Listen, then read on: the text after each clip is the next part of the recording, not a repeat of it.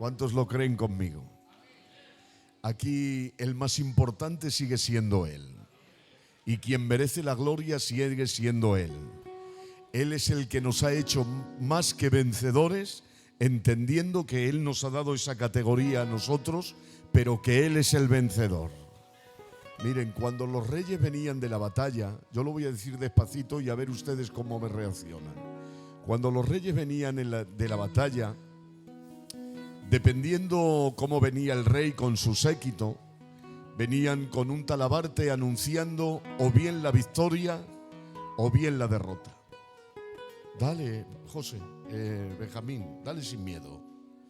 Cuando venían anunciando la victoria, venían con un talabarte y venía un guerrero que venían de una dura batalla y posiblemente habían tenido pérdidas en el camino y posiblemente habría algún que otro herido, pero el pueblo agradecido a lo que el rey juntamente con su séquito venía, se formaba un pasillo de personas y a medida que iba entrando el pueblo, el rey en el pueblo, la gente iba aplaudiendo. No sé si les suena algo en esta tarde. Aquí hay un rey que ha vencido y aquí hay un pueblo agradecido que tiene que empezar a aplaudirle. Ay, Dios mío. Miren, ¿me dejan que lo haga? Dios te bendiga, Enrique. ¿Me dejan que lo haga como un acto de fe? Ay, qué lache. ¿Me dejan que lo haga como un acto de fe?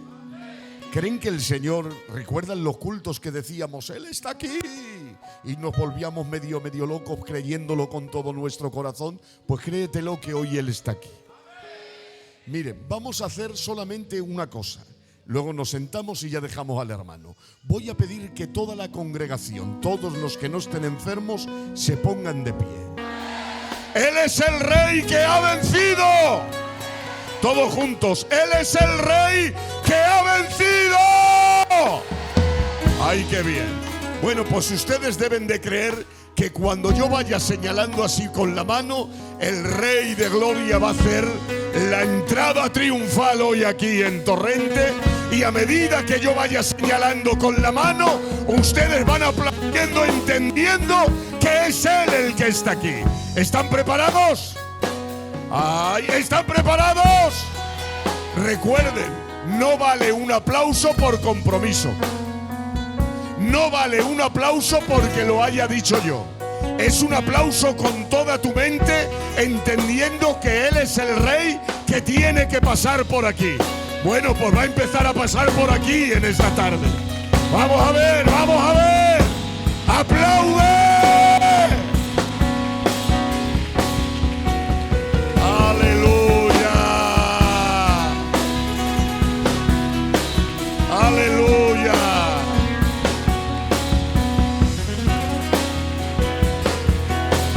Si ustedes creen que Él ha vencido, esta parte renueva el aplauso.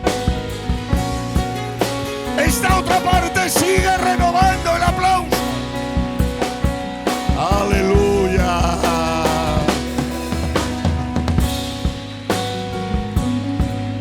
Él ha vencido. Él ha vencido. Él ha vencido. Él ha vencido. Y te ha dado Dios la categoría de ser más que vencedores sin hacer nada. Él lo ha hecho todo. Él lo ha hecho todo. Vaya, déjenme que ahora sube el hermano Lolo. Él ha vencido. Él es el vencedor. Estamos aquí por Él. Una vez esta parte y otra vez la otra. Vamos a ver. Estamos aquí por Él. Caminamos por Él. Respiramos por Él. Comemos por Él. Abrimos nuestros ojos por Él. Él es el grande. Él es el poderoso. Él es el eterno. Él es el maravilloso. A Él la gloria. A Él la gloria. A Él la honra. En el nombre del Señor.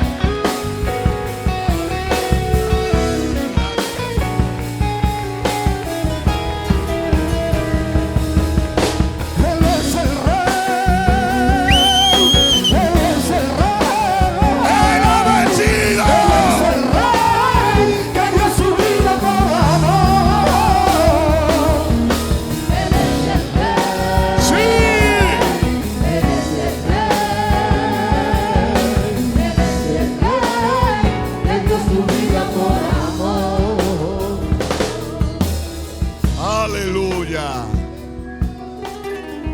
victoria al que ha vencido. Tomen sus lugares. Bueno, pues yo ya me bajo. De verdad que hay un ambiente precioso y de Dios.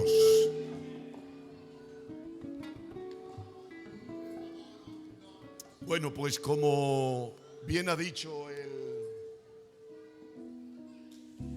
el responsable soy yo. Ya vaya. Como bien ha dicho el pastor,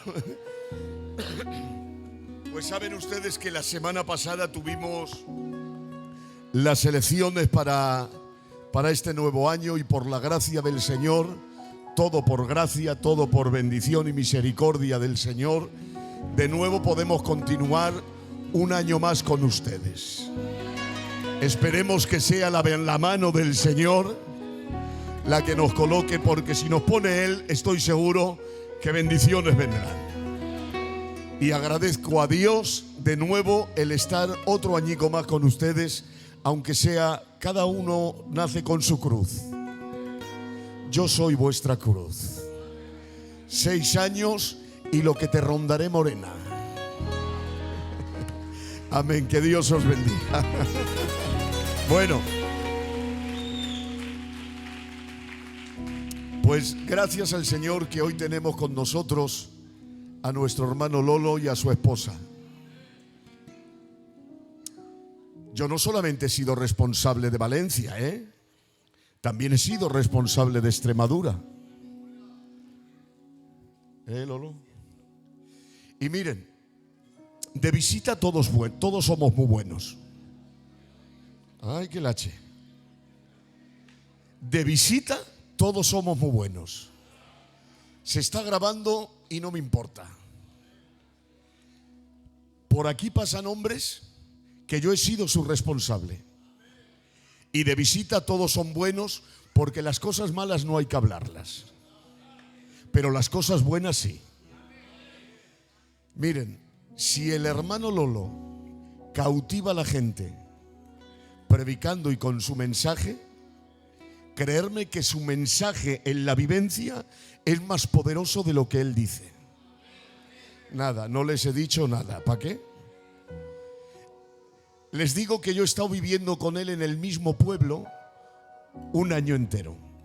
Ha sido mi candidato. ¿Han visto lo que hace el Señor? Un albañil gobernando a un arquitecto. ¿Han visto, hermanos? Bueno, pues, ¿qué capacidad no tiene? Que el año que estuvo conmigo, o que yo estuve con él, Lolo, tengo que decir que aprendí muchas cosas de ti, amigo. Muchas. Entre ellas no solamente tus grandes mensajes ni tus grandes estudios, sino en su vivencia. Si él es una bendición, agárrate a su esposa. Pero si su esposa es una bendición, agárrate a sus hijos. Los hemos llegado y los seguimos queriendo como alguien nuestro. Lo digo de verdad y detrás de este púlpito y en boca llena, porque si te sorprende, vuelvo a repetir, con sus palabras, su vivencia, en un año uno sabe lo que da de sí, y viviendo continuamente todos los días, visitando juntos, yendo juntos. Y yo no sé cómo lo haría este hombre, no lo sé, pero casi todos los días siempre predicaba yo, y él ahí escuchándome. Y lo más fuerte de todo es que cuando yo subía a predicar, él decía amén, aleluya, y batía las palmas. Permítanme, el hombre envanecido no recibe a nadie. El hombre que se cree que tiene el monopolio de todo y que tiene los vislumbres de grandeza, no quiere recibir a los pequeñines. Pero permíteme en esta tarde, tenemos en esta tarde, ahí va, a un hombre de Dios. Con esa palabra es suficiente. Lo otro, pues todo lo demás es muy bueno. Pero tengo que decir que esta casa es una casa de Dios. Una casa que huelen a Dios. Y permíteme en esta tarde, si te gusta esta frase, me dices un amén, si no, no lo dejo subir. Estoy cansado de la gente que dice tanto y últimamente me dejan de decir mucho o no me dicen nada la gente que dice mucho. Demuéstrame con tus hechos tu vivencia, tu santidad, tu honor, tu pureza, en el nombre del Señor. Así que me complace de verdad, de corazón, hoy estar aquí y tener a este hermano que puedo presumir de haber sido y sigo siendo su amigo. Así que con todos ustedes, nuestro hermano Lolo de Almendralejo. Que Dios les bendiga mucho.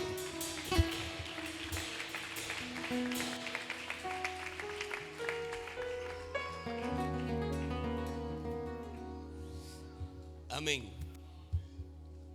Saben ustedes que el amor cubre multitud de faltas y el Fernando me ama mucho y como me mira con ojos de amor, el amor que él siente hacia mi persona cubre multitud de faltas que esta persona tiene. Pero es cierto lo que dice, su casa y la mía nos queremos como que fuéramos de familia. Somos familias en el Señor, pero es verdad que nos miramos como que fuéramos familia en la carne. Nos queremos mucho. El tiempo que vivimos juntos, que nos conocíamos de antes, pero ese año en el que pudimos estar muy unidos, marcó en nuestras vidas un antes y un después, y fue una conexión de esas que yo llamo conexiones previstas y hechas realidad por Dios. Y esas conexiones permanecen para siempre. La otra persona se hace parte de tu historia y tú te haces parte de la suya. Así que para mí es un placer estar contigo, Fernando. Es el hombre que todo el mundo quiere. Quien no quiera a Fernando es porque tiene muchas ganas de reñir. Amén.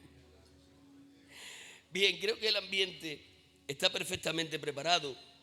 Creo que esas alabanzas que canta este coro, que de verdad que no hay quien vos aguante, nos facilitan entrar a la presencia del Señor, y esa forma que tienen ustedes de estar reverentemente delante del Señor, pues atraen como el imán al hierro a la presencia del Señor. Así de que voy a ir rápidamente a compartirles lo que yo creo que Dios tiene para ustedes en el día de hoy. Esta noche yo soñé con estos dos textos que les voy a compartir. Y me desperté en la mañana con estos dos textos en mi mente y en mi corazón porque había estado soñando con ellos. Y entonces dije, quiero entender qué es esto acerca de lo cual tengo que predicar hoy. Sé que todos vosotros sabéis que la mejor exégesis de Dios para los hombres es Jesús. Jesús es la mejor interpretación de Dios. Jesús es la versión de Dios en humanidad. Y la cima de la montaña de la obra que Jesús hizo en nuestro favor, la cima de la montaña de lo que Él hizo en nuestro favor, es reproducirse en nosotros. Lo más grande del cristianismo es que Cristo se pueda reproducir en nuestra forma de vivir. Que cuando nosotros andemos, estemos manifestando a Jesús. Que cuando nosotros negociemos, estemos manifestando a Jesús. Que cuando nosotros convivamos con nuestra compañera, con los compañeros, estemos manifestando a Jesús. Que cuando nosotros estemos relacionándonos con el micromundo alrededor del cual vivimos, estemos manifestando a Jesús. Si Jesús se va manifestando en nosotros mientras que vivimos, entonces sabremos que la gracia hizo su obra en nosotros. Teniendo eso claro, yo voy a hablarles de Jesús hoy. Y voy a hablarles de Jesús irritado, porque aun cuando nos irritamos, nos tenemos que parecer a Jesús. ¿Cuántos saben que Jesús en vez en cuando se irritó? Jesús de vez en cuando se irritó. Pues aun cuando nos irritamos, debemos de parecernos a Él. Y no solo les voy a hablar de Jesús irritado, les voy a hablar de Jesús entristecido. Y aun cuando nos entristecemos, también nos tenemos que parecer a Jesús. Yo en esta tarde quisiera irritarme como se irrita Jesús y por los motivos por los que Jesús se irrita. Y yo en esta tarde quisiera entristecerme como se entristece Jesús y que los motivos que a Él le entristecieron también me puedan entristecer a mí. Teniendo todo eso presente, vamos a leer Juan 11:35 y Lucas 19:41. Ahí vamos a ver a Jesús llorando. De hecho, son las dos veces que las Escrituras nos desvelan que Jesús lloró. Dice así el primer texto citado. Juan, capítulo 11, verso 35. Vamos a leer un poco el contexto anterior para llegar a ese verso concreto del que les he hablado. Dice así: habiendo dicho esto, fue y llamó a María, su hermana, diciéndole en secreto: el maestro está aquí y te llama. Ella, cuando lo oyó, se levantó de prisa y vino a él. Jesús todavía no había entrado en la aldea, sino que estaba en el lugar donde Marta le había encontrado. Entonces los judíos estaban en casa con ella y la consolaban. Cuando vieron que María se había levantado de prisa y había salido, la siguieron diciendo: va al sepulcro a llorar allí. María, cuando llegó a donde estaba Jesús, al verle, se postró a sus pies diciéndole: Señor, si hubieras estado aquí, no habría muerto mi hermano. Jesús entonces, al verla llorando y a los judíos que la acompañaban también llorando, se estremeció en espíritu y se conmovió y dijo: ¿dónde le pusisteis? Le dijeron: Señor, ven y ve. Jesús lloró. Dijeron entonces los judíos: mirad cómo le amaba. Y algunos de ellos dijeron: ¿no podía este que abrió los ojos al ciego haber hecho también que Lázaro no muriera? Jesús, profundamente conmovido otra vez, vino al sepulcro. Era una cueva y tenía una piedra puesta encima. Dijo Jesús: quitad la piedra. Marta, la hermana del que había muerto, le dijo: Señor, hiede ya, porque es de 4 días. Jesús le dijo: no te he dicho que si crees verás la gloria de Dios.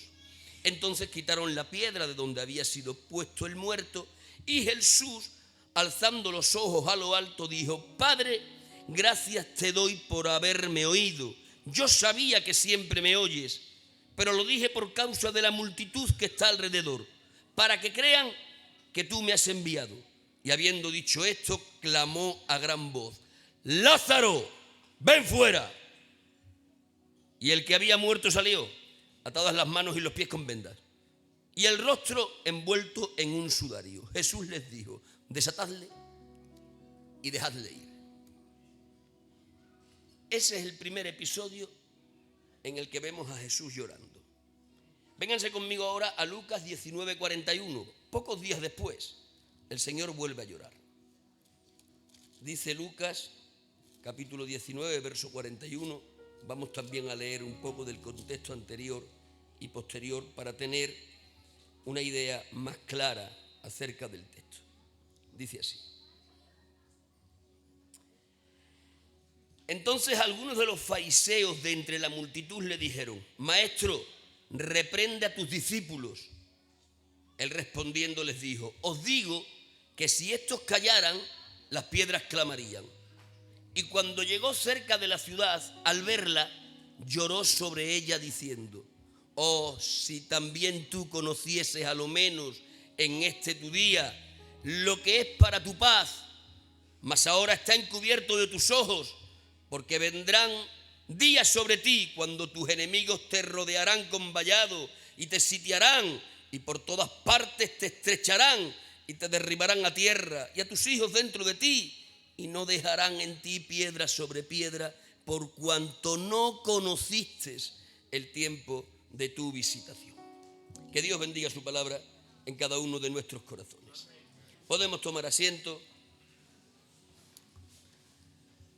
Conocéis sobradamente las dos historias que acabamos de narrar. La primera de ellas tiene lugar frente al sepulcro de Lázaro, el amigo íntimo de Jesús. Y ahí encontramos a Jesús llorando. Inmediatamente vamos a ver que el motivo del llanto de Jesús en esta ocasión es la irritación. En el segundo texto que hemos leído, encontramos a Jesús frente a la ciudad de Jerusalén. Es el conocido como Domingo de Ramos, donde todo el mundo está vitoreando a Jesús. Pero Jesús, mientras que todos festejan, mira a Jerusalén y empieza a llorar. Y nos da el motivo por el que llora. Si a lo menos conocieses en este tu día. Este no es un llanto de irritación. Este es un llanto de tristeza provocada a causa del desconocimiento de su pueblo. Y de esto es de lo que yo hoy os voy a predicar. De un llanto de irritación y de los motivos que llevaron a Jesús a tener este enfado, y de un llanto de tristeza y de los motivos que llevaron a Jesús a acumular esta tristeza en el corazón. Yo sé que todos los que estamos aquí no queremos ver a Jesús irritado con nosotros, ni tampoco le queremos ver triste a causa de las actitudes nuestras. Nosotros queremos ver a Jesús como Padre, le queremos ver como hermano mayor, le queremos ver como redentor, le queremos ver como amigo, le queremos ver como esa mano que nos sostiene en pies cuando todo a nuestro alrededor se derrumba, pero no le queremos ver con su rostro irritado, ni tampoco con ese rostro lleno de tristeza. Y para que esto no ocurra, vamos a examinar estos dos llantos para saber lo que no tenemos que hacer y lo que sí deberíamos de hacer. Y los que estén dispuestos a recibir esa palabra, levanten por favor su mano, griten un poderoso y un vivo ¡Gloria a Dios! Comencemos por el primero de los llantos, aquel que tuvo lugar frente a la tumba de su amigo Lázaro. Lloró Jesús y los que estaban alrededor malinterpretaron el motivo del llanto de Jesús. Los que estaban alrededor dijeron: mirad cómo le amaba.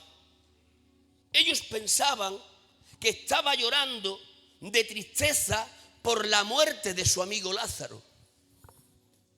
Pero evidentemente el llanto de Jesús no estuvo provocado por la tristeza, ni tampoco por la muerte personal de su amigo Lázaro. Jesús es Dios hecho carne. Sabe perfectamente que su amigo Lázaro ha pasado de un estado inferior a un estado superior. Sabe que su amigo Lázaro acaba de abandonar hace 4 días un estado de enfermedad lamentable que le iba consumiendo de poco a poco, sin calidad de vida, y que había ingresado a un lugar llamado seno de Abraham, donde ya no estaba sujeto a aquel cuerpo enfermo y de humillación, donde estaba en el seno de nuestro Señor, disfrutando de las consecuencias de estar en una presencia tan íntima con el Creador. Jesús es consciente de que Lázaro ha ido de peor a mejor, por lo cual lo que provoca el llanto de Jesús no puede ser la tristeza por la muerte personal de su amigo Lázaro. De hecho, el propio texto nos enseña que ese llanto no es provocado por la tristeza. Hemos leído que Jesús se ha estremecido antes de llorar frente a la tumba de Lázaro. Y después de estremecerse, el texto nos dice que Jesús se ha conmovido, y después de que se ha estremecido, y después de que se ha conmovido, entonces ha llorado. Es decir, el llanto es el resultado inmediato de su estremecimiento y de haberse conmovido. Cuando nosotros buscamos la palabra conmovido, que aparece ahí en el original en el que fue escrita, encontramos que esa palabra es embriomaomai. Y el significado de esa palabra es irritación en extremo. Es decir, que podríamos parafrasear el texto y decir que Jesús se ha estremecido y profundamente irritado lloró. Yo no sé cuántos de aquí alguna vez habéis llorado de irritación. Has visto una injusticia y no te has sentido con capacidad o de arreglarla o de evitarla. Y ante la injusticia, las tripas se te han revuelto. Y como no puedes hacer nada, en esa irritación has llegado a llorar. No estás llorando por tristeza, estás llorando de irritación. Jesús, frente a la tumba de Lázaro, se ha estremecido. Hay algo que está viendo que le ha estremecido. Y no solo se ha estremecido, sino que se ha irritado, se ha conmovido, embriomaomai. Y después de estremecerse y de irritarse, manifiesta, exterioriza su irritación llorando. ¿Qué está viendo Jesús? Que le lleva a estremecerse, que le lleva a irritarse hasta las lágrimas. Está viendo lo que el texto nos dice que está viendo. Está viendo a María llorando, está viendo a Marta llorando, está viendo a sus amigos y familiares de estas dos que también están llorando. Y cuando él ve a la humanidad representada en Marta, en María y en los judíos que la acompañan en el duelo, cuando él ve a estos, lo que está viendo es una representación de toda la humanidad. Y les está viendo angustiados y manifestando su angustia a través de lágrimas. Les está viendo doloridos. Él, en Marta, en María, en los que acompañan, no les está viendo de forma personal. En ellos ve una pequeña representación de toda la humanidad. ¿Por qué estaban llorando aquellos? Por la muerte personal de Lázaro. Pero él no llora por la muerte personal de Lázaro. Él llora por las consecuencias que la muerte como ley provoca en la humanidad. Vuelvo a subrayar esto. Su llanto no es un llanto por la muerte personal de Lázaro. Ya hemos dicho de que él es consciente de que Lázaro ha pasado de un estado inferior a un estado superior. Sus lágrimas no son consecuencia de la muerte personal de Lázaro, porque entonces serían lágrimas de tristeza. Sus lágrimas, siendo lágrimas de irritación, vienen provocadas por ver lo que provoca la muerte como ley. La muerte es una ley. La muerte no es un ángel. La muerte no es una casualidad. La muerte no aparece por el deterioro físico, aunque personalmente sí. Por encima de todo, la muerte es una ley. Una ley que se aplica a causa de un delito que se llama pecado. Cuando todo estaba en inocencia, cuando todavía todo se encontraba en el estado paradisiaco del Edén, cuando todavía no había visto delito llamado pecado, Dios había dicho una palabra: Adán, el día que comas del fruto prohibido, morirás. Es decir, la muerte sería la consecuencia inmediata de la transgresión. Comer del fruto prohibido era un sinónimo de pecado, porque la Biblia que tenía Adán tan solo tenía un versículo. de todos los árboles podrás comer, pero de ese árbol no podrás comer. No era el árbol, no era el fruto, era el mandamiento que iba a probar la fidelidad de la creación hacia el mandamiento del Creador. Pero si comes del árbol, si transgredes el mandamiento, si pecas, automáticamente se te aplica una ley, la muerte. Por lo tanto, la muerte se puede definir como una ley, o en su defecto se puede definir como una sentencia judicial divina por pecar. Pero la muerte no es parte integral del plan original de Dios. Ahora Dios hecho carne, que está frente al sepulcro de Lázaro, está viendo más allá de la muerte personal de Lázaro. Está viendo la muerte como ley. Y está viendo lo que la muerte como ley crea en su creación reina. Cuando Jesús ve la muerte, implícitamente está viendo el pecado. Y cuando ve el pecado y ve la muerte como consecuencia de este, implícitamente y detrás de estos dos, está viendo a Satanás. La muerte, el pecado y Satanás son tres intrusos que se colaron en el plan original de Dios. En el plan original de Dios no estaba Satanás como parte de... No estaba evidentemente el pecado, ni tampoco la muerte. Pero Satanás, seduciendo a la creación en la persona de Eva, introdujo el pecado. Y la consecuencia del pecado trajo con él a la enfermedad y a la muerte. Por lo tanto, cuando Jesús, frente al sepulcro de Lázaro, está viendo a la muerte como ley, también está observando al pecado que provocó la muerte. Y cuando ve al pecado, está observando a Satanás, que fue el que trajo la seducción para que la humanidad incurriese en la transgresión. Dicho de otra manera, y déjenme alegorizarlo, cuando Cristo está frente al sepulcro, cuando está en aquel sepelio, Él, en un rincón de esa escena, está viendo que se recorta la figura de Satanás. Y cuando la figura de Satanás se recorta en un sepelio, Satanás se sonríe.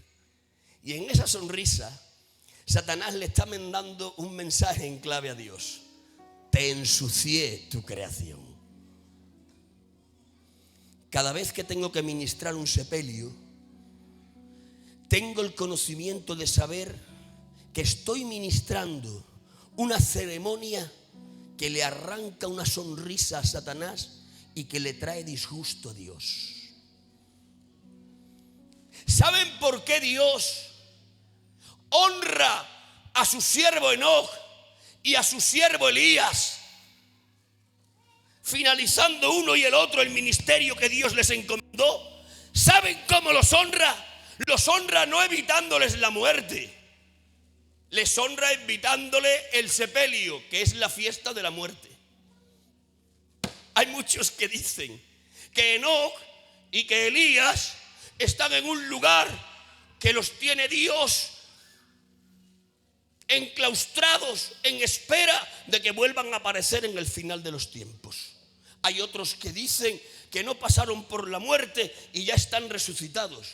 No hay evidencia para decir lo primero, y sería contrario a la doctrina decir lo segundo. En cuanto a decir que Dios tiene a Elías y a Enoc en un lugar indeterminado, como congelados, esperando a volverlos a sacar, no hay en la Biblia evidencia para decirlo. Y en cuanto a lo segundo, sería un error doctrinal. Decir que Elías o Enoc ya tienen cuerpo de gloria sería decir que ellos son las primicias de la resurrección. Pero ese título no se le puede dar a nadie, porque le pertenece única y exclusivamente a nuestro Señor. Por lo tanto, Dios honró a estos dos, evitando el sepelio en el que siempre se recorta la figura de Satanás, sonriéndose. Y en esa sonrisa le manda un mensaje en clave a Dios: te ensucié tu creación. Jesús está frente al sepulcro de Lázaro, ve más allá y está mirando la muerte, no en términos personales, sino como ley. Y está viendo a aquellas gentes tristes llorando. Y cuando ve a aquella gente, no repara en esa gente de forma personal. En esa gente está viendo como una minúscula parte, como una representación de toda la humanidad. Y el Dios encarnado se acuerda. Y se acuerda del canalla que provocó todo esto. Y mirando en lo invisible, porque en lo invisible se puede mirar, mirando en lo invisible ve la silueta de Satanás que se recorta en la escena. Se le vuelve a sonreír. Y cuando aquel se sonríe, Jesús entiende el mensaje en clave: te ensucié tu plan, te ensucié tu creación. Y entonces se estremece, se conmueve, se irrita, le mira y llora.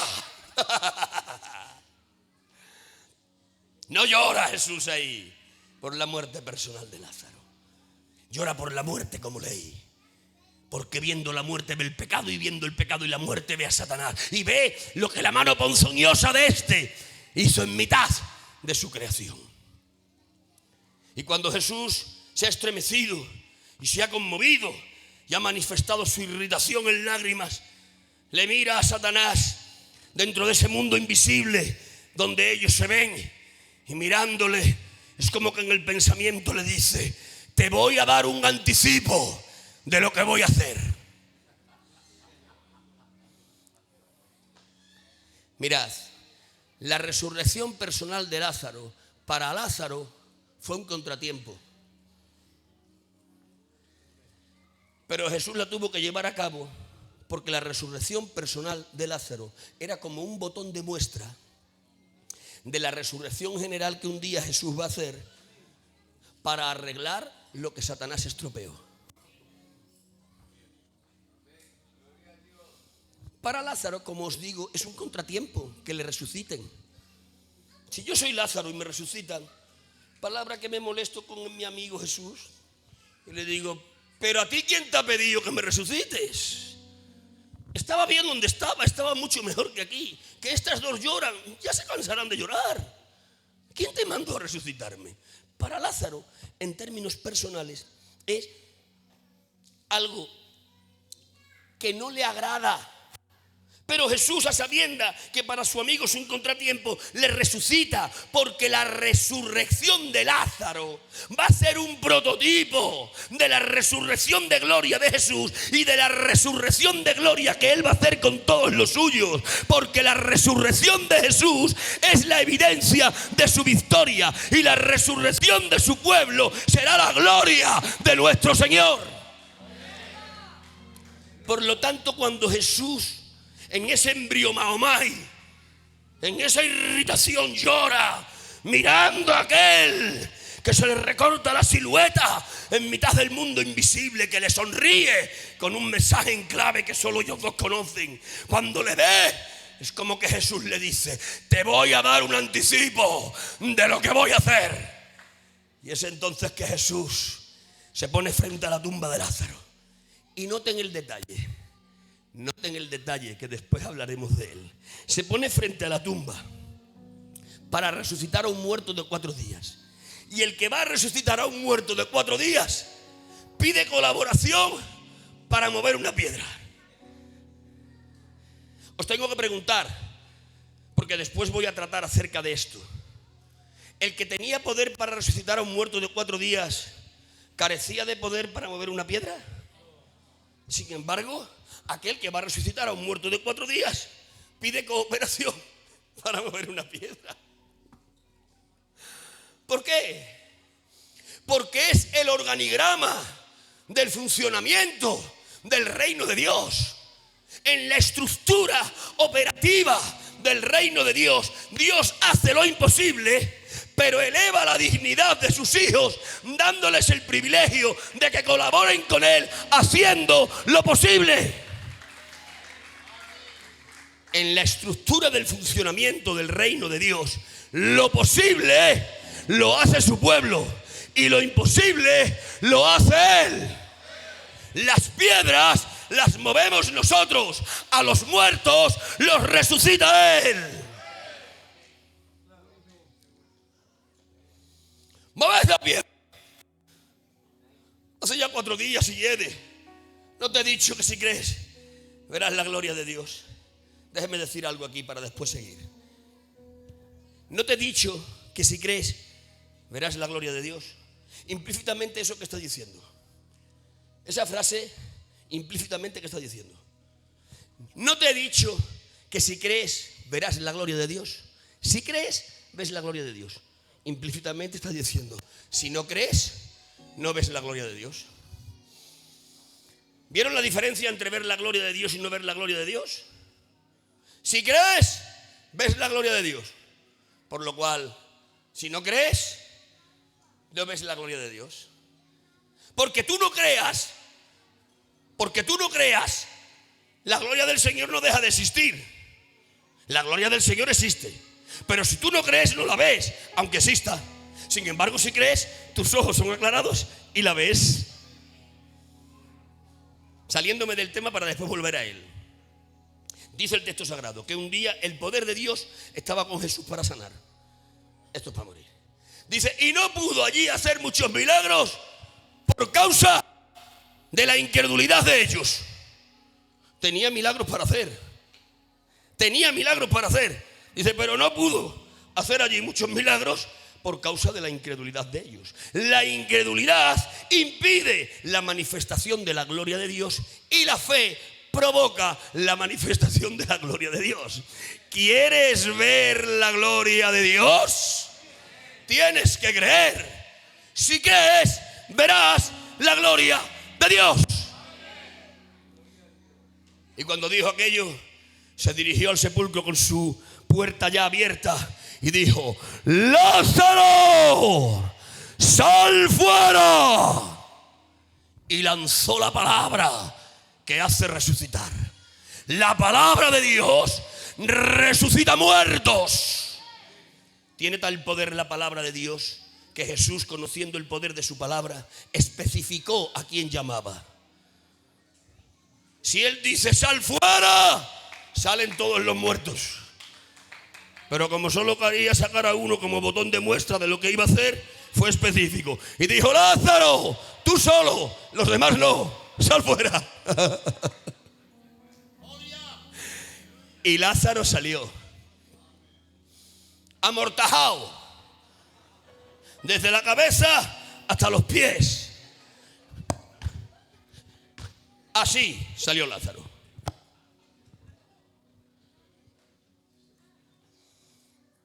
Y cuando sale amortajado, noten esto, que después hablaremos de ello.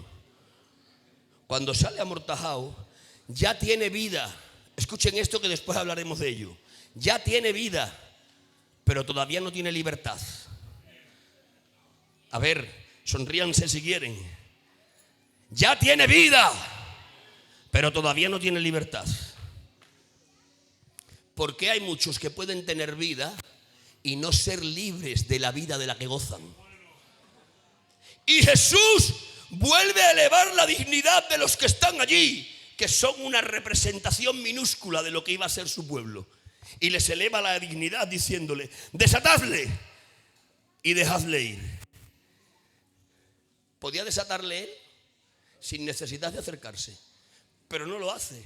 Porque volvemos al mismo principio eterno del funcionamiento de la estructura del reino. Lo imposible lo hace Él y lo posible lo hace su pueblo. Su pueblo quita piedras y desata vendas y Él resucita muertos. Y los que estén entendiendo eso, levanten sus manos, griten amén. Dale el mejor aplauso que tengas para Él.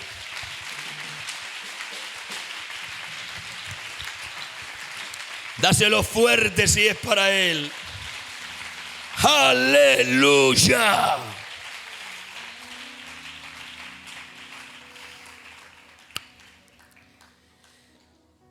La pregunta es, ¿nos irrita a nosotros tal como a Jesús le irritaba la obra de Satanás?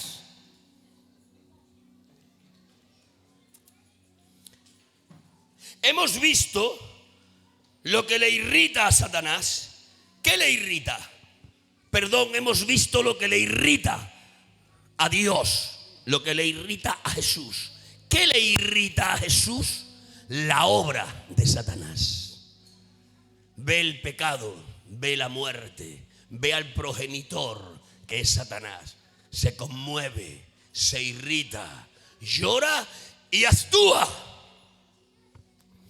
La pregunta es, ¿nos irrita a nosotros lo que le irrita a Jesús? Si a nosotros no nos irrita lo que a Jesús le irrita, es que no estamos en sintonía con su corazón.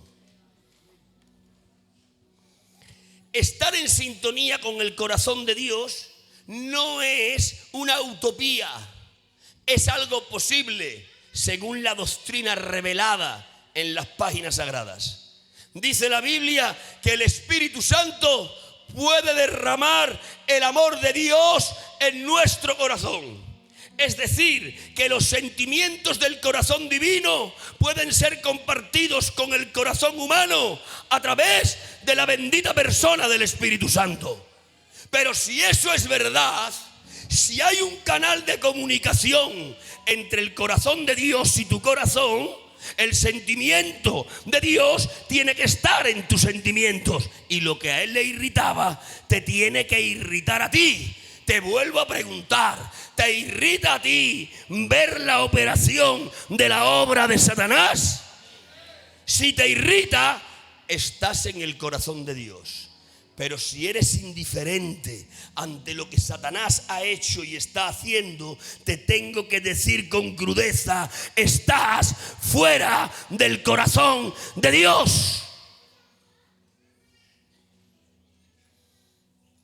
Pero aquí habéis mucho que habéis dicho amén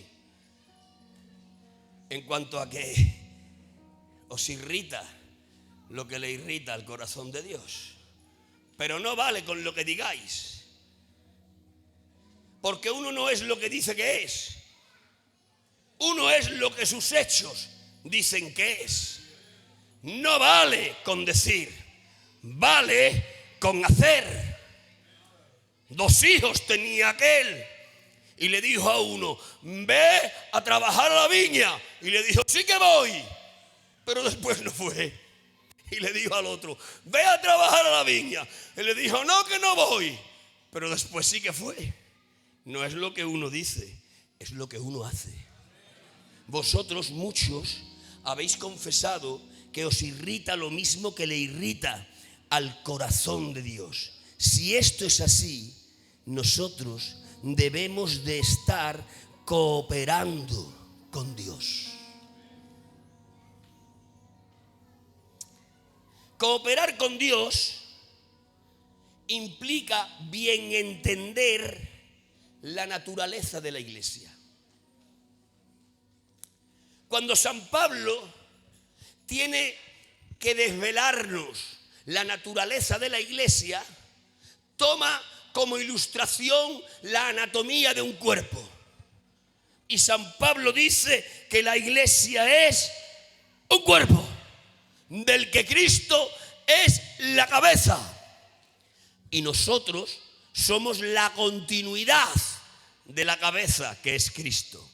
Por lo tanto, si nosotros estamos palpitando en nuestro corazón al ritmo que palpita el corazón de Dios, si a nosotros nos irrita lo que a Él le irrita, si es verdad que nos encoraja hasta las lágrimas ver la obra que Satanás a través del pecado está haciendo en la humanidad, si eso es verdad, nosotros no podemos permitir estar en la quietud, en la indiferencia, en mitad de una ceremonia que no tiene vida. Si es verdad que a nosotros nos irrita lo que Satanás a través del pecado está haciendo en la humanidad, nosotros tenemos que cooperar con Dios. No podemos resucitar nosotros al mundo que está muerto en sus delitos y pecados. Eso tan solo lo puede hacer Él. Pero sí que tenemos la capacidad dada por Dios para quitar piedras y para desatar vendas. ¿Cuántos de aquí quieren entrar a disfrutar del privilegio que dignifica, que no es otro que ser la continuidad de la obra de Jesús en la tierra? ¿Cuántos de aquí quieren realmente ser copartícipes de lo que Dios por el Espíritu Santo quiere hacer? ¿Cuántos quieren ocupar su tiempo y sus energías en hacer lo posible para que Él haga lo imposible? ¿Cuántos de aquí quieren mover piedras para que resuciten muertos y quitar vendas para que sean libres los que ya nacieron? ¿Cuántos me están entendiendo? Levanten por favor sus manos, griten un poderoso y un vivo gloria a Dios. No podemos permanecer indiferentes. No podemos vivir en la quietud. No podemos permitir que la indiferencia se convierta en la amiga inseparable de nuestra alma. No podemos estar viendo lo que estamos viendo y seguir viviendo. No podemos observar todo lo que en el mundo está pasando. No hay generación más comunicada que esta y no hay generación más insensible que esta. Tenemos al alcance todo lo que está pasando en el mundo y no nos conmovemos como iglesia. ¿Saben qué quiere decir eso? Que nuestro corazón no palpita al ritmo del corazón del Señor. Nosotros estamos viendo guerras, nosotros estamos viendo pestes, nosotros estamos viendo pedrastías que hacen barbaridades con niños que no alcanzan 2 palmos del suelo. Nosotros vemos leyes como la eutanasia, que en vez de invertir dinero y tiempo en cuidados paliativos para enfermos los matan. Pero nosotros seguimos viviendo. Nosotros estamos viendo en este tiempo como el misterio de la iniquidad avanza y estamos viendo cómo se entroniza y esclaviza a los seres humanos y los humilla y les roba lo poco que les queda de la identidad de Dios. Pero seguimos caminando. Pasan un sinfín de cosas, todas ellas bárbaras, que no se pueden pronunciar en este lugar santo, pero seguimos comiendo, pero seguimos negociando, pero seguimos viniendo a los cultos. El mundo se rompe en 1000 pedazos. La moralidad cristiana y la ética cristiana han dejado de existir. Déjenme darles este dato y después les sigo predicando. Yo soy testigo de 2 mundos, muchos de los que están aquí también. Yo he sido parte de un mundo donde la ética y la moralidad nacida del mensaje de Cristo imperaba en aquel mundo en el que yo viví. Y hoy soy parte de un mundo en el que ha desaparecido la ética y la moralidad que el mensaje de Jesús estableció. Mirad, el mensaje de Jesús no solo fue un mensaje que trajo salvación al alma, que eso fue lo prioritario. El mensaje de Jesús, además de traer salvación al alma, fue un mensaje que estableció unos nuevos códigos de moralidad y de ética en el mundo. ¿Cuándo empieza el mensaje de Jesús? Históricamente hablando, bajo la dominación del Imperio Romano. En el Imperio Romano lo que prevalecía era la cultura que entonces y ahora también se llamaba grecorromana.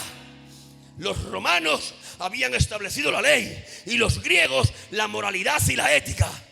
Hicieron una simbiosis y ahí nace la cultura grecorromana. La cultura grecorromana tenía una ética, tenía una educación y una moralidad excesivamente dudosas.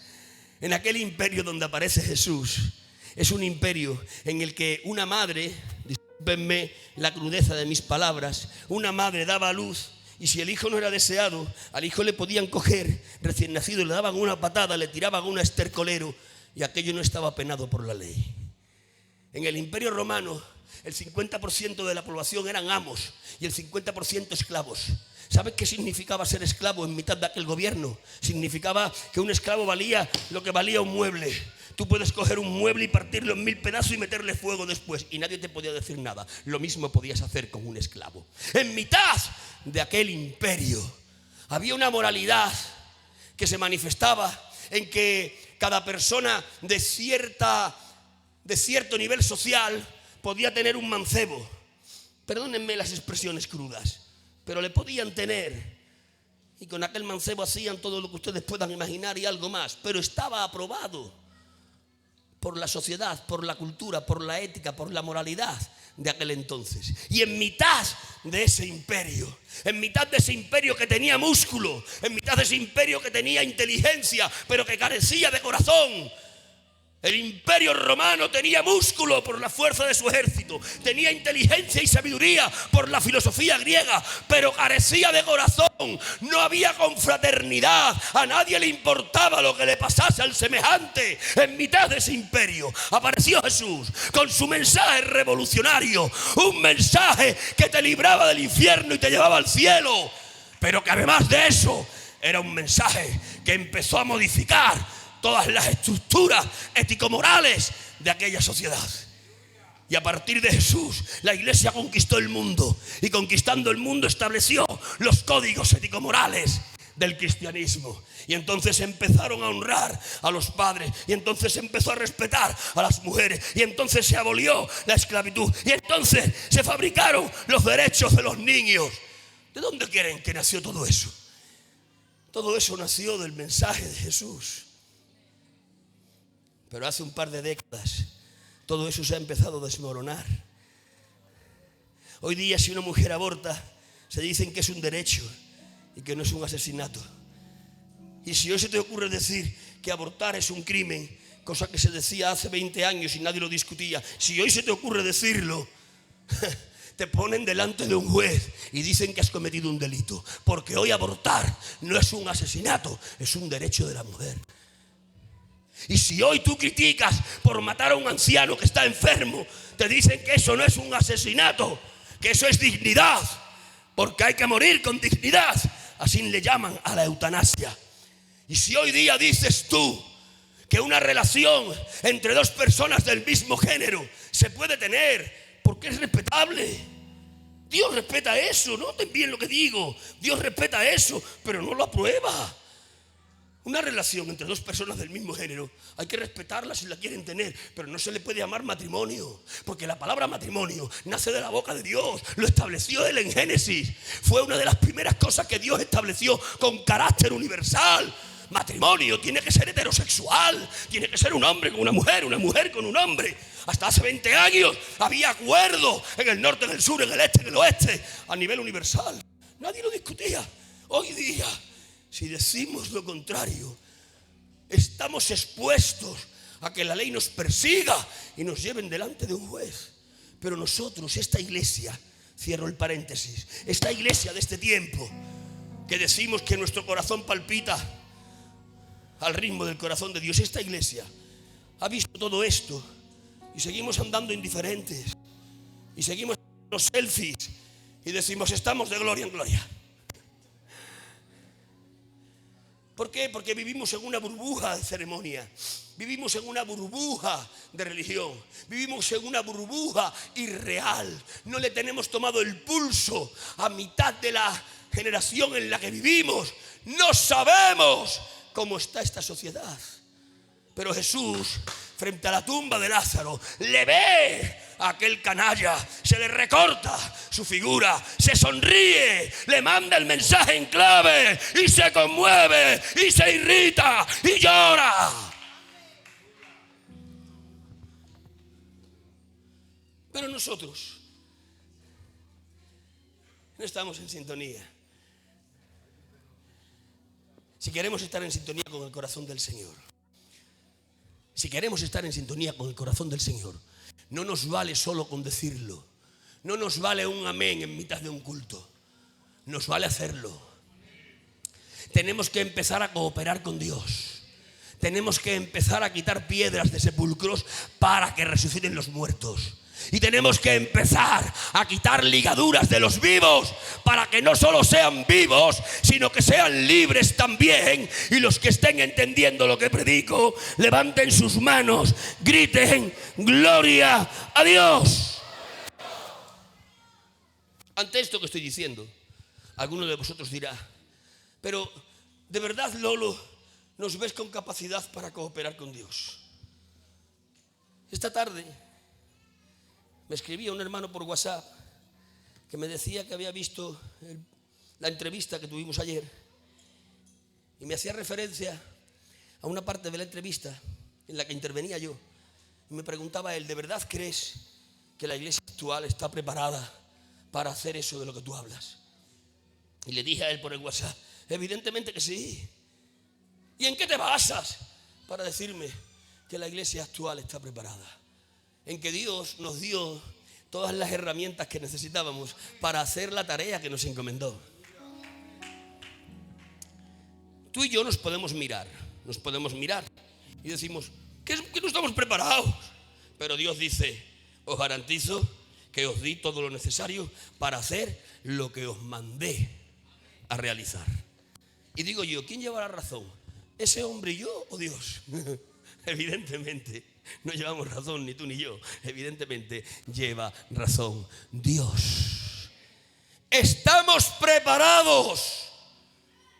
No digáis nada, que no importa. Estamos preparados. Sé que muchos pensáis lo contrario a lo que habéis dicho. Os miráis y decís: no estamos preparados, Lolo. Pero yo digo: estamos preparados. Lo único que nos hace falta es creernos lo que Dios nos dio. La cruz, la de Jesús, es un arsenal de armamento para destruir a todas las obras de las tinieblas. Estamos preparados. ¿Sabéis por qué? Porque Jesús no nos ha mandado a pelear con un enemigo que está vigoroso y en lo mejor de sus fuerzas. Dice la carta a los Colosenses que en la cruz Jesús despojó a los principados, a las autoridades, los exhibió públicamente y triunfó sobre ellos. Es decir, que nos está mandando a pelear con uno que está derrotado. No tenemos que vencerlo, tenemos que proclamar la victoria que consiguió él. Apláudanle si es para él.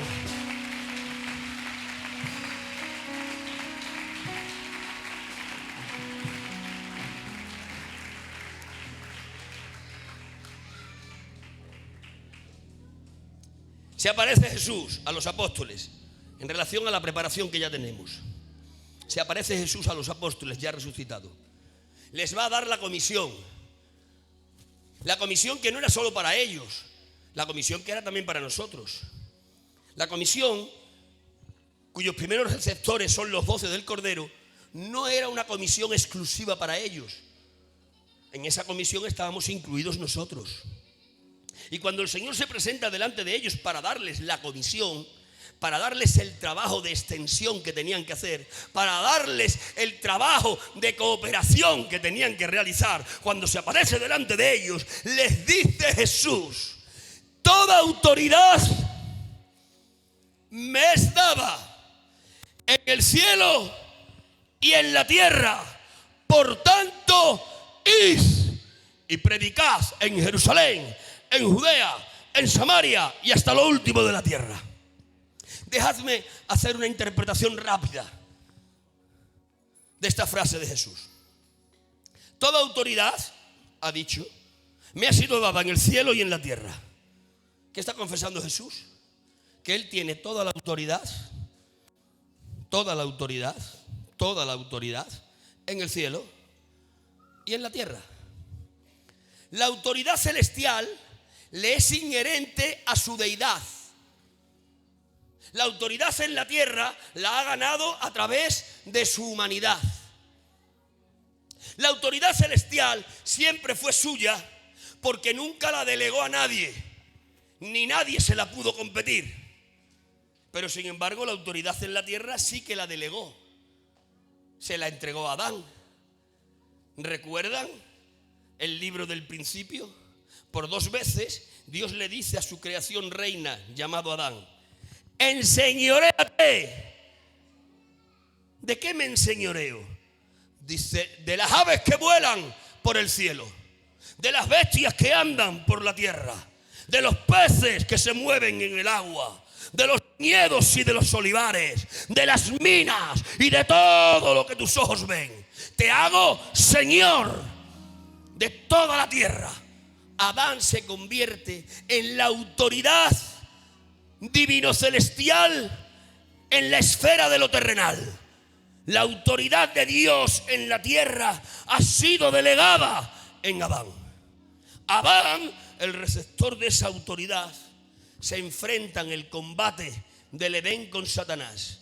El resultado es que Adán pierde y Satanás gana. Según la ley de la guerra, el vencedor se queda con los despojos del perdedor. La autoridad que Dios le ha dado a Adán, ahora la tiene Satanás. Tanto es así que a partir de ahí a Satanás se le llama el Dios con minúscula de este siglo. Se le llama el príncipe de la potestad del aire. Y tiene la osadía de enfrentarse con Jesús en el desierto de las tentaciones. Y le dice Satanás a Jesús: si postrado me adorares, todos los reinos de este mundo te daré, porque a mí han sido dados y a quien quiero los doy. ¿Qué está diciendo Satanás? Que tiene autoridad sobre todos los reinos de este mundo para darlos o quitarlos. Hay que preguntarle a Satanás: ¿quién te dio a ti esa autoridad? Y Satanás diría: la legalidad de mi victoria sobre el primer Adán. Pero ahora ha aparecido el postrer Adán. Ahora ha aparecido mi Señor Jesús. Y cuando mi Señor Jesús ha aparecido, se coloca en los zapatos como el segundo Adán y se enfrenta con Satanás. No en el lugar paradisíaco del Edén, sino que se enfrenta en aquel monte que es un apartado infernal llamado Calvario. Y allí en el Calvario, con las manos y los pies clavados, con la cabeza coronada de espinas, grita mi Cristo y dice: todo es consumado.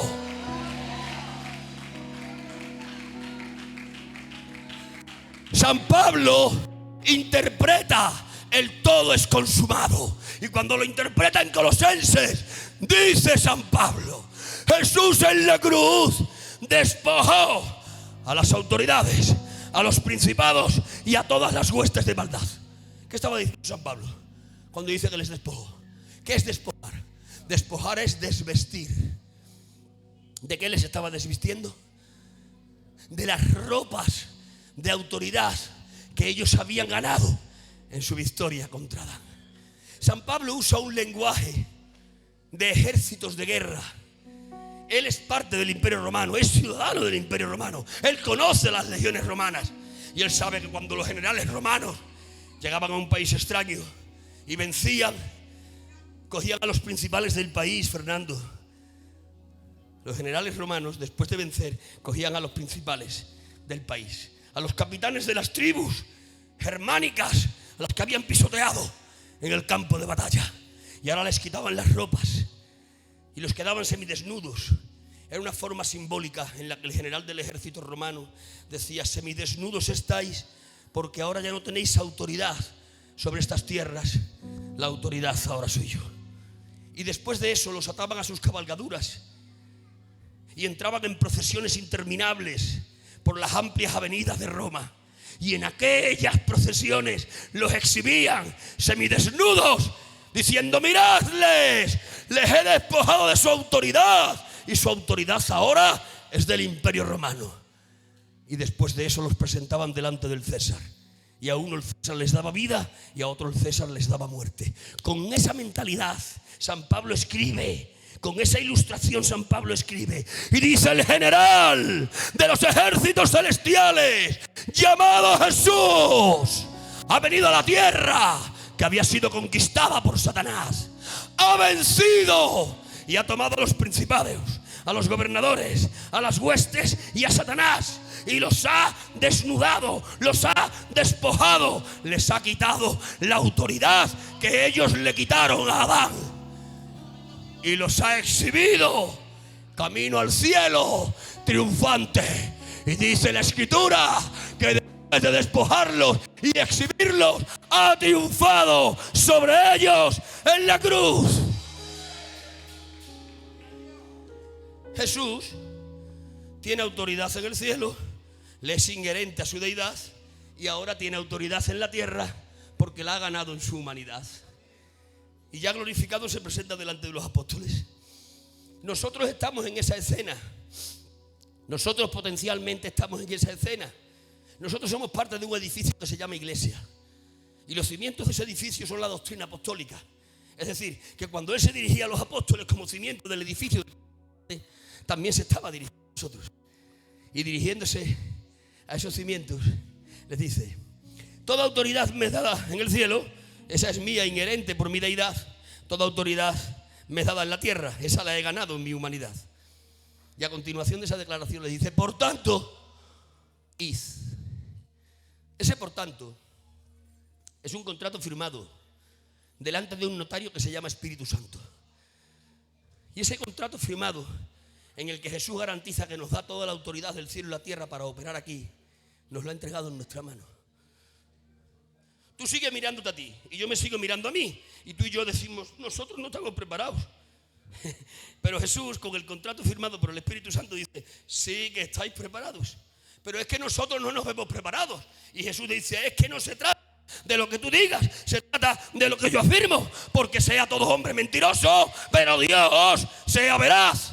No es lo que tú dices que tienes, es lo que Jesús dice que tienes. No es lo que tú dices que eres, es lo que Jesús dice que tú eres. Os he entregado el contrato, firmado y sellado. Por tanto, ese por tanto es: os estoy entregando mi autoridad. Id. Jerusalén, Judea, Samaria, hasta lo último de la tierra. Estamos preparados para cooperar. Estamos preparados para quitar piedras. Estamos preparados para quitar vendas. Pero tenemos que empezar a recuperar comunión con Dios, porque la comunión con Dios es la que realmente abre un canal de comunicación entre el cielo y la tierra, para que el sentir de su corazón se vierta en el sentir de nuestro corazón. Dime, ¿cómo ejercitamos la autoridad que se nos ha dado? Voy a terminar con esto. El llanto siguiente para otra vez. ¿Cómo ejercitamos la autoridad que se nos ha dado? Con la metodología establecida por Dios. Dice la Biblia: no queriendo los hombres reconocer a Dios por medio de las cosas hechas, le ha placido a Dios salvar a los hombres por la locura de la predicación. Es más razonable creer en Dios por la perfección de la creación. Eso es más cuerdo, es más razonable. Tú ves la perfección y dices: detrás de la perfección tiene que haber una mente inteligente. Tú ves un cuadro de Velázquez y aunque no entiendas de pintura y aunque no conozcas personalmente a Velázquez, la belleza, la perfección de la pintura te hacen saber que hay un pintor. La perfección de una creación habla de un creador. Es más cuerdo conocer a Dios por medio de las cosas hechas. Pero dice la Biblia: no queriendo los hombres reconocer a Dios por medio de las cosas hechas, a Dios le plació salvar a los hombres por la locura de la predicación. La predicación como metodología de salvación es una locura. Es para gente irrazonable. Pero no te olvides que es una locura de Dios. Y lo que es de Dios, aunque sea de locos, tiene efectividad. Por lo tanto, ¿cómo aplicamos la autoridad? ¿Cómo la ejercitamos? Predicando la palabra de Dios. Una iglesia muda está cooperando con el reino de Satanás. Una iglesia de boca abierta está cooperando con el reino de Dios. Hay que predicar a tiempo y fuera de tiempo, a diestra y a derecha. Hay que predicar a cada relación que Dios nos permita tener. Te invito a hacer un ejercicio de memoria. ¿Cuántas relaciones tienes en tu vida? Tendrás relaciones ocasionales, tendrás relaciones de un hola y un adiós, tendrás relaciones de amistad, tendrás relaciones de familiaridad. Sea cual fuere, piensa en todas las relaciones que tienes, haz un listado de ellas, empieza a orar por cada una de ellas. Y cada vez que te las encuentres, abre la boca y predícales acerca de Dios. ¿Dará resultado? Te garantizo que da resultado, porque las técnicas de Dios dan el resultado para el que Dios las preparó. Cada relación que tienes, a ver si esto te cambia un patrón mental. Cada relación que tú tienes, ocasional, de familia, de amistad, cada ocasión que tienes una relación con el barbero, con la que te vende el pan, con el mecánico, cada vez que tienes una relación, en esa relación tienes que ver una oportunidad divinamente diseñada por Dios para que tú cooperes en la salvación de esa relación. Cada vez que veas una relación tuya, tienes que entender que esa relación la preparó Dios en la eternidad para darte la oportunidad a ti que cooperes con Él en la salvación de esa persona. Cada relación que tienes es una piedra que tienes que mover. Cada relación que ves es una venda que tienes que soltar.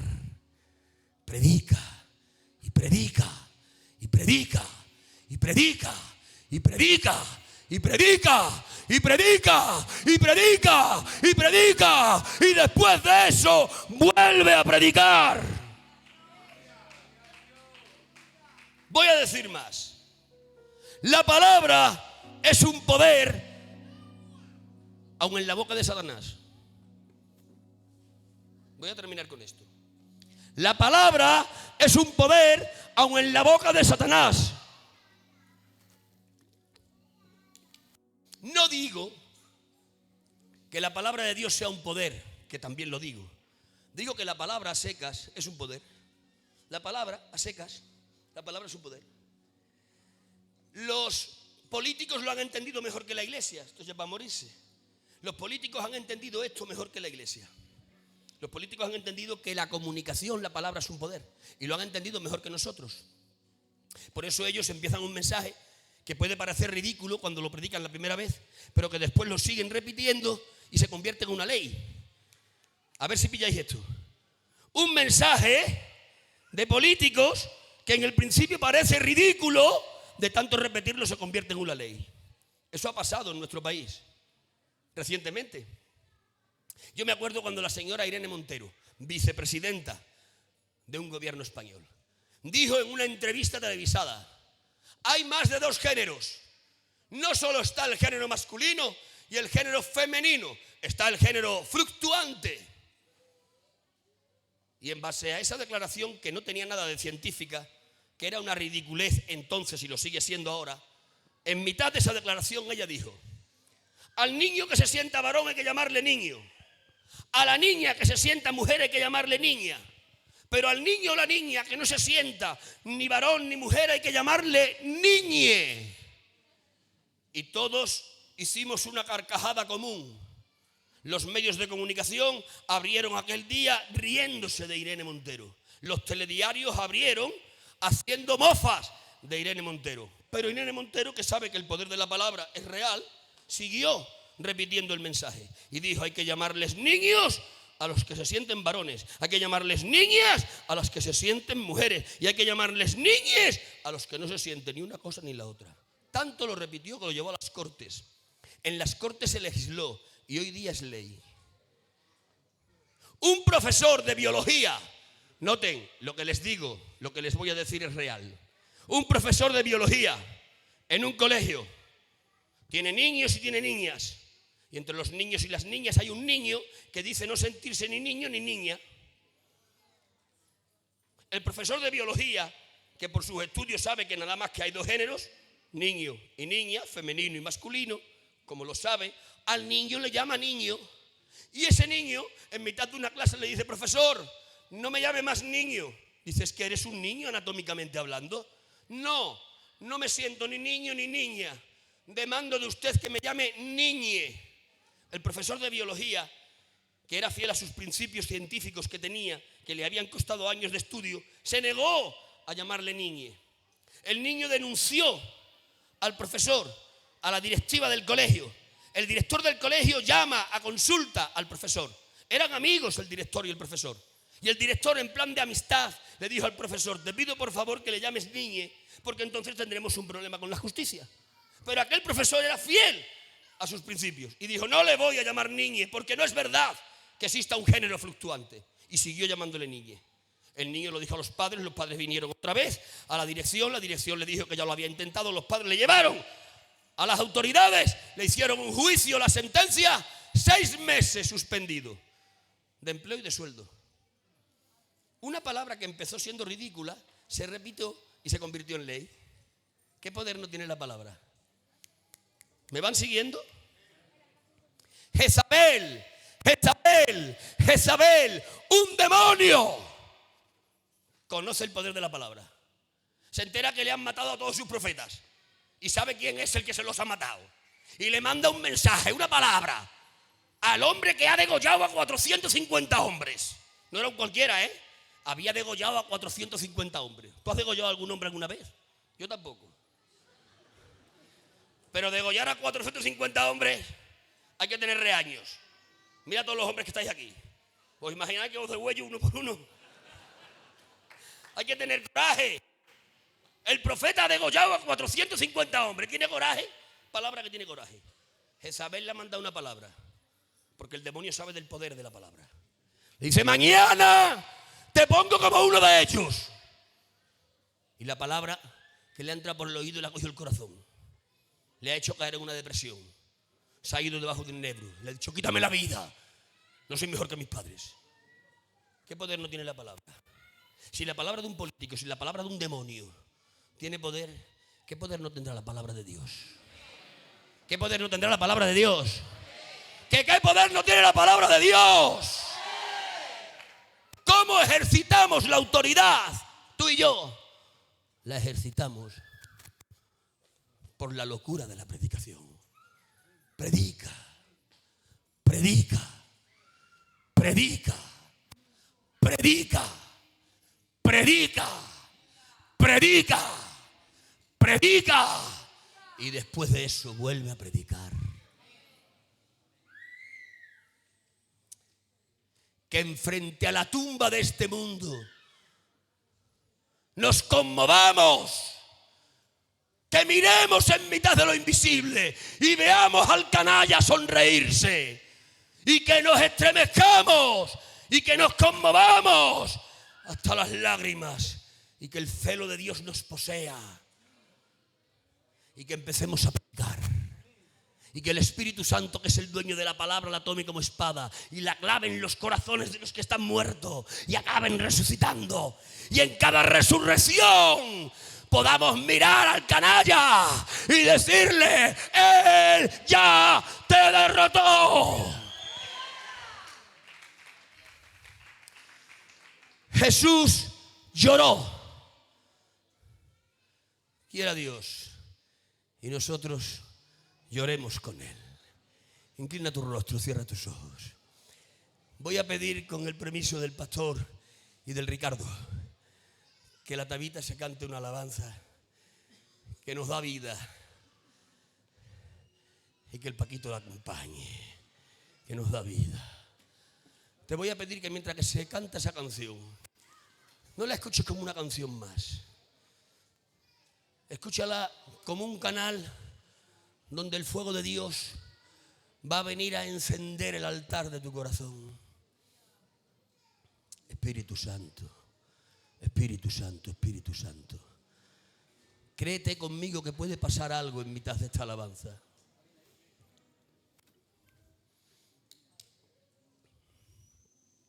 Precioso Espíritu. Shabro carra para manarayas. Draitas tas carra para manararais. Amigo del alma. Amigo, amigo, amigo. Shabroba baba mama soya tagarrais. Dirora rararais tandite me croyes. Brodra braskrata racaramanarais. Pongan una luz más tenue que parece que nos ayuda más. Y entren por favor, entren. Entren ahora, miren la escena. Miren la escena, Marta y María llorando, sus amigos también. El sepulcro cerrado, Jesús con sus apóstoles. Satanás en una esquina de la escena, sonriéndose, mandando un mensaje en clave. Shoboro carramanarais, estremeciéndonos, conmoviéndonos. Espíritu, espíritu, espíritu.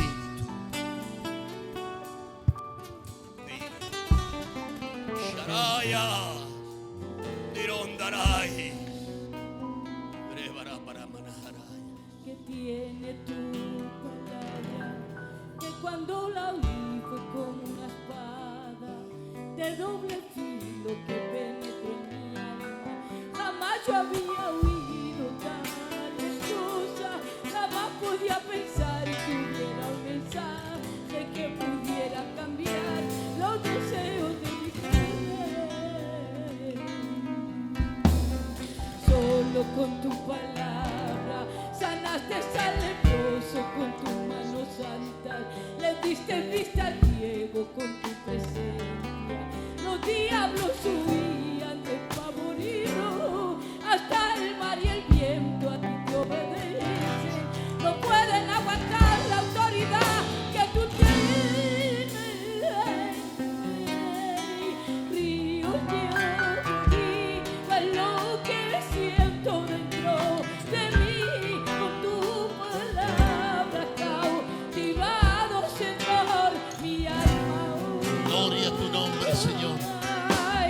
Desde que yo te conozco ha venido a mi casa una paz celestial que hemos cambiado la maldición por la alabanza. Aleluya. Porque el poder Bendito de tu sea. palabra es tan grande. Adoro al que vive. Y hay el poder de tu palabra es tan grande. Y al que está debilitado tú te vas.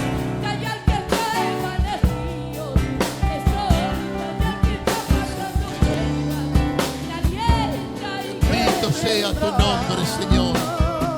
el poder de tu palabra. Ay, qué bien. Y al que está debilitado Gloria a Dios. Bendito sea tu nombre. Gracias, Señor. Gracias, Espíritu Santo. Estamos agradecidos de ti. Gracias en esta tarde por tu palabra. Gracias por tu siervo, Señor. Agradece a Dios. Si Dios en esta tarde te ha hablado, dale gracias a Dios, iglesia. Gracias, persona del Espíritu Santo.